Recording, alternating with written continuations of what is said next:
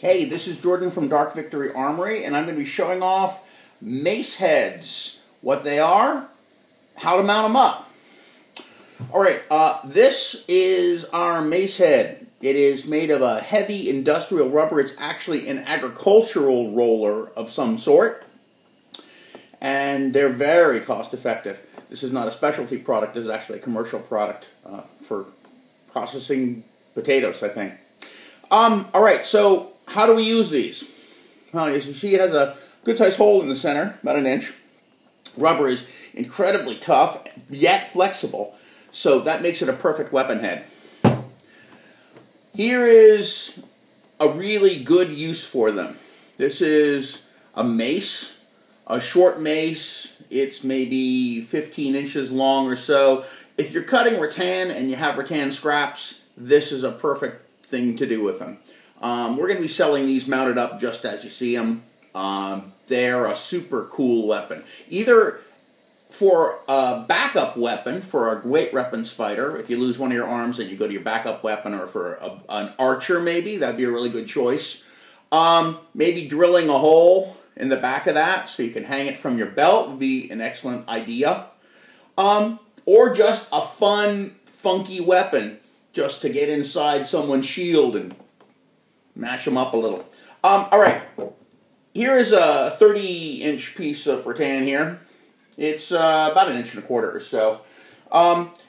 It's a little bit more beneficial just for the ease of mounting to have it on a smaller stick. You don't really need the weight of the stick in order to deliver an effective blow with one of these.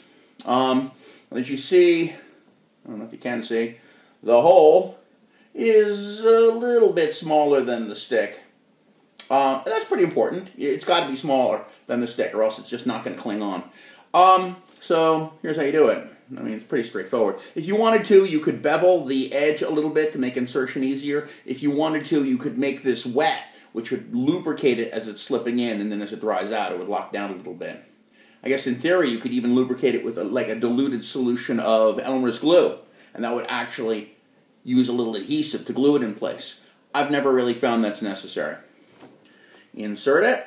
Here, let's see if I can aim the hole out there. Here's inserting it. Just get it in there. Now I have it just kind of over the end right now, and there's still a pocket. Where's the camera? There's still a pocket in there, but not all the way in. Now, you can hit the top of it with a rubber mallet, or if you're a big brute, you just take it, and you rock it on. Now it's almost on. And now you see it's almost there. I could just like, hopefully not knock down the camera here. I'm going to do this on the floor. Yeah, so it's getting deeper. What you really want to do is make sure that it's at least extending to the end. And rocking it really works. As you can see, it's really getting a very good grip on this now. Ugh. There you are.